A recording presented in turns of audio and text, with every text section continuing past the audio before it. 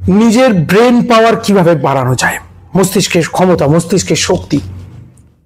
আইনস্টাইনের পরবর্তী সময় জানা গিয়েছিল যে তার মস্তিষ্কের, আইনস্টাইনের মস্তিষ্কের মাত্র কয়েক শতাংশ ব্রেন সেল জাগ্রত ছিল, বাকিগুলো ঘুমিয়ে রয়েছে। আর আমাদের তো প্রত্যেকের ব্রেন সেল ঘুমিয়ে রয়েছে।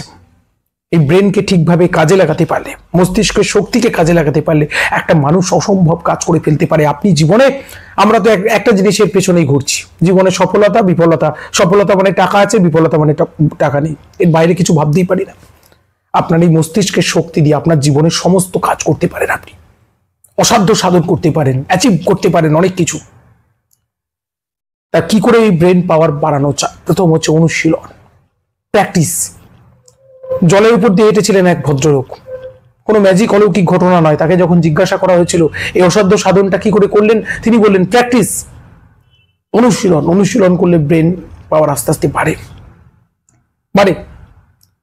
দেখুন, পর্যাপ্ত বিশ্রাম, মনের বিশ্রাম, মস্তিষ্কের বিশ্রাম হচ্ছে ঘুম।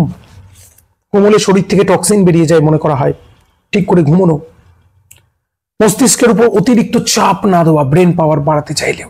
তর্ক ঝগড়া, অযথা দ্বন্দ্বে জড়িয়ে পড়া, এগুলো কখনো করা উচিত না। এতে কিন্তু আমাদের ব্রেন পাওয়ার নষ্ট হয়ে যায়। যদি ব্রেনকে শক্তিশালী করতে চান, নিজেকে রেস্ট দিন, নিজের জন্য সময় খুঁজে বার করুন। অন্তত দিনের মধ্যে ভালো করে ভেবে দেখবেন আমার নিজের জন্য কোনো সময় নেই, নিজের জন্য সময় দিন, নিজেকে সময় দিন। আর কি, ব্রেনের খোরাক শান্তি, আনন্দ, ভালো ভালো কথা চিন্তা করা, এগুলো ব্রেনকে দিন। ব্রেনের ডেভেলপমেন্ট হবে, আমি বলবো ব্রেন পাওয়ার ডেভেলপমেন্ট হবে। আর নেগেটিভিটিকে স্থান দিলে হবে না। মনের মধ্যে নেগেটিভ চিন্তাগুলোকে দূর করুন। প্রবলেম আছে, সমাধান আছে, পারবো, হবে, এই যে নিজের ভেতর থেকে নিজে উজ্জীবিত করা, এটা যদি করতে পারি, মনে রাখবেন জয় হবে আপনার, অবশ্যই জয় হবে। পরবর্তী পর্বে বিস্তারিত আলোচনা হবে, সঙ্গে থাকুন।